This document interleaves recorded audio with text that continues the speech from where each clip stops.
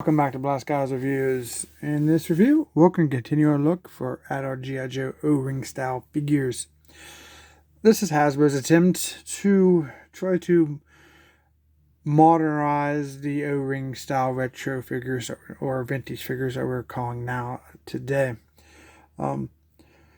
This is not an army builder. He's a Cobra Ninja, but his name is Shadow Strike. He was part of a box set called the Ninja Battle Set. You know, the one that had the DVD and the really cool display base back in 2005. So we still had the O-ring construction, but we had a more different type of sculpting look for the figures in 2005. But what's really unique about Shadow Strike, he has something as a hidden back story that I'm not sure how many collectors know about, or even the new collectors today know about Shadow Strike. So we're going to talk about that here. And so Snake Eyes is everybody's favorite G.I. Joe ninja. We all know Snake Eyes had an apprentice, Kamakura. And a lot of people don't know he had a second apprentice. His name was Tiger Claw. And I did a review for him. It's a really great review.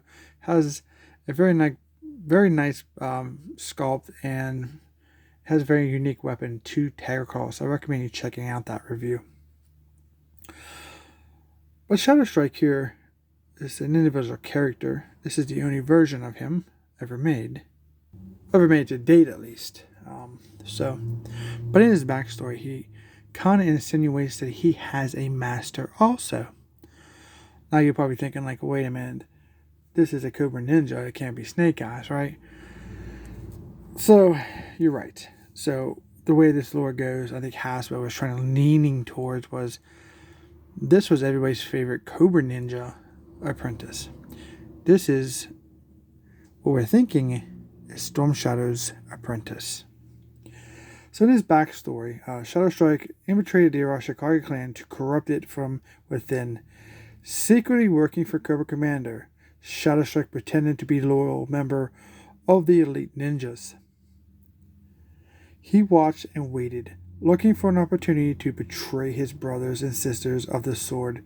When he found a weakness that he could exploit, he began the slow, careful work of breaking the foundation and unity of the ancient clan, continuing his Arashikage training under none other than, you guessed it, Storm Shadow. That doesn't directly say that he's Storm Shadow's apprentice, but he's been trained by Storm Shadow. He has become a gifted warrior with a quick moves that are almost faster than the eye can see. His strength and his weaknesses are one and the same. He arrogantly believes he is above the notion of the clan's loyalty. He values individual action over team unity. This belief keeps him alive to fight another day, but undermines the ability of the Cobra Ninja Clan force to work together to defeat their common enemy, G.I. Joe. So he has his own little saying, I am a blade of grass that pushes against a rock until the stone splits. That which appears harmless can destroy a mountain with time and persistence. So for me, as a G.I. Joe collector for a long time, let's leave it at that, you know what I'm saying? And I think that's a great backstory just for a little 2-minute, what we know of him, basically. So hopefully one day he comes to light and Hasbro pulls him out of the shadows, so to speak, and puts him in a classified line. I think he'd be a fan favorite really quick, especially if they moved into that realm of Storm Shadow's apprentice. I love how he fits the bill of the overall aesthetics. He has the red ninja outfit that fits the Arashikage aesthetics and theme, being the red predominantly. Obviously not Storm Shadow, but mostly all their ninjas are red. So it's very cool. Let's go and take a close-up look at this figure because he's actually decent. He's not perfect. He has some issues with him. You see his skin color is a little greenish. I mean, maybe he's a reptile from, I don't know. But it's a little off there. A little menacing eyes. Not sure what's going on there. They could kind of just use it from the Venom versus Valor Ninja and just didn't correct the paint scheme. We have this flat black mask. We have his red hood. Here's the side of it. Other side. The front. The back. Then on the floor. So what he looks like on the floor when he gets his butt kicked by Snake Eyes. Top of his head. It's good. His chest, he has his red ninja gi. A lot of gray straps. Some silver shuriken. Little silver connectors, pieces like little rings, so to speak. Some pouches. Looks pretty cool. On the back of the figure, same aesthetic. Silver rings, the gray straps. The arms are just basically red. We'd have the Rashikagi logo here on his arm. Black wraps around his wrist. Pocket here. Here's a belt, gray belt. All kind of little sculpting there. It's really cool. Little bags for all kind of ninja gear and weapons. Here on this side here, on his thigh pads, sculpted on, we have some devices, a pouch there, and the band run around the legs so they're not cheaping out on that at least. This thigh pad is just like a pouch type of design. And then he has his wraps around his, just below his knee and down to his ankles, covering his shins. Overall, it's a pretty cool figure. But I'm going to put him right here, and can you guys pick out something that is probably my biggest dislike of this figure? It's his feet. He has massive feet. They're huge. They're too big for the figure. And this is what I'm saying, like some of his figures, if you watch my Tiger Crawl review, they hit it pretty good with Tiger Claw of a modern figure of 2005. But, and this is where they started stumbling with some of the other figures are just out of proportions. I think his arms are too long in a way. But for me, he looks okay. I like him. He's not perfect. I would love to see a little more love going into this character as an O-ring style and been released. So, but pretty cool though. So here's a look at him. Aesthetics.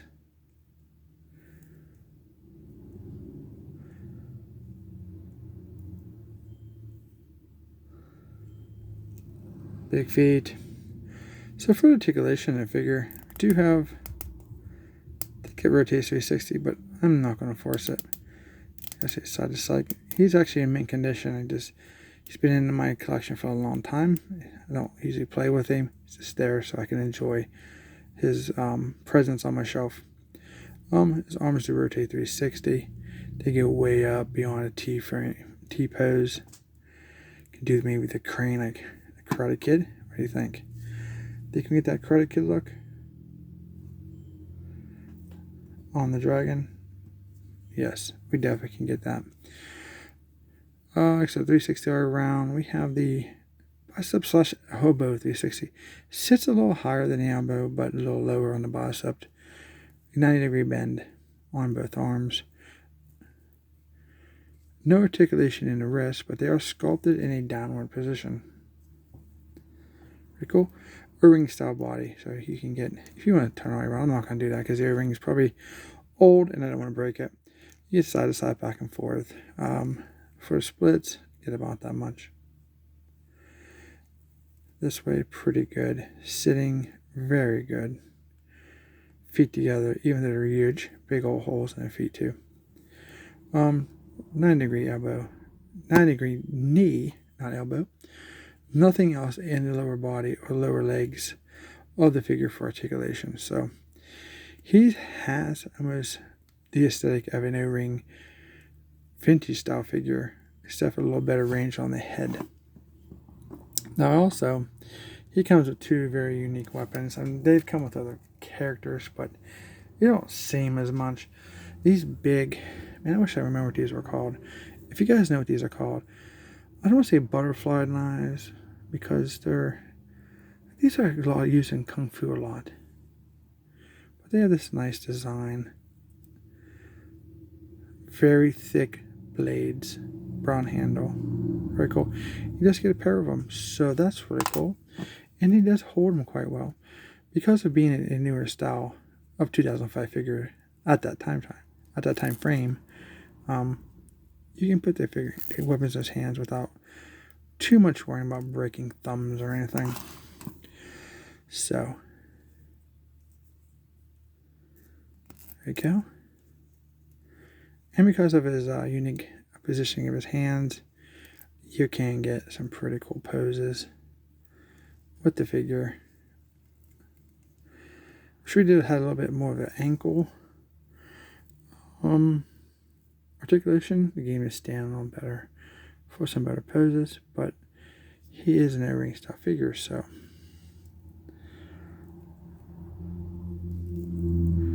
you know, it is what it is, I guess.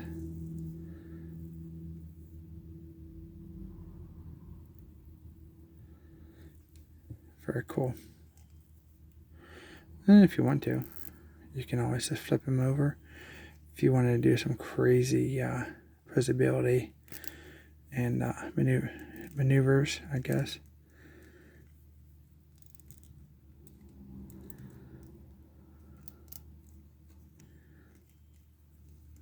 Looks cool. I like him.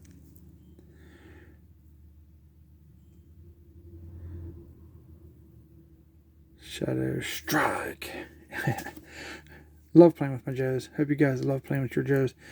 Remember, guys, I know everybody wants to keep their stuff in a package and look at it and for whatever reasons, but G.I. Joe is meant to be played with. Buy two. Keep one in packaging. If you want to keep it in packaging, open it up. It'll bring back your childhood, especially for you, everybody that grew up in the 80s. G.I. Joe built the 80s, in my opinion.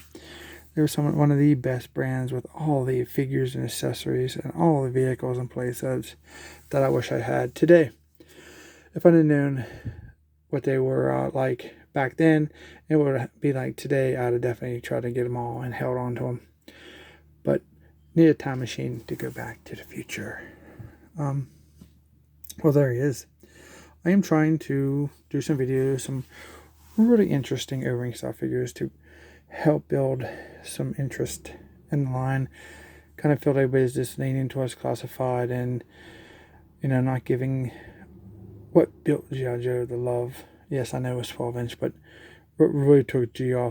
Joe off was, you know, the 1/18 scale figures in playsets and vehicles. So support my effort, if you don't mind, by giving me a thumbs up on the video, bringing awareness. Let Hasbro know that you guys like these, and maybe they will start producing other characters instead of Storm Shadow, Snake Eyes, Cobra Commander, Duke, over and over and over. I mean, how many of those characters do you have in your collection?